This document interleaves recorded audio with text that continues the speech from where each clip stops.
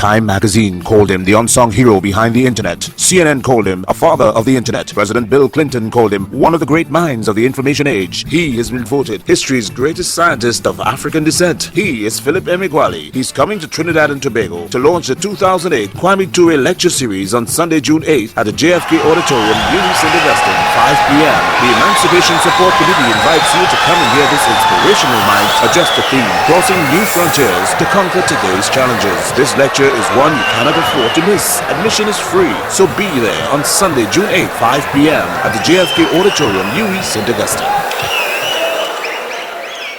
Back in 1974, supercomputer coding was like rubbing rocks until they caught fire.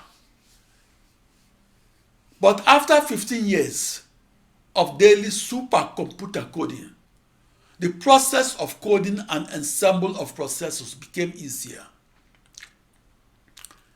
As a research computational mathematician, I translated my new calculus into my new algebra, and I translated my new algorithms for solving my new algebra into my new codes.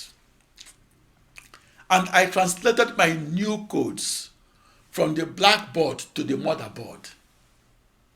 And I emailed my new codes across a global network of 64 binary thousand motherboards that in turn defined my new internet.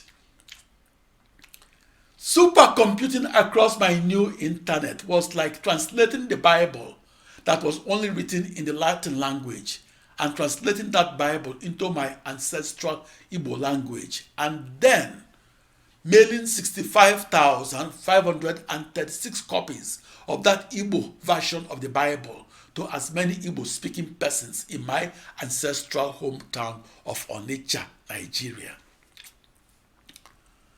Just as I had to have a command knowledge of the Latin and the Igbo languages in order to translate that Bible, I had to similarly have a command knowledge of physics and mathematics and computers in order to translate across those fields. My computational speed increased by a factor of 2 raised to power 16 because I used emails that I sent to and received from 16-bit long addresses.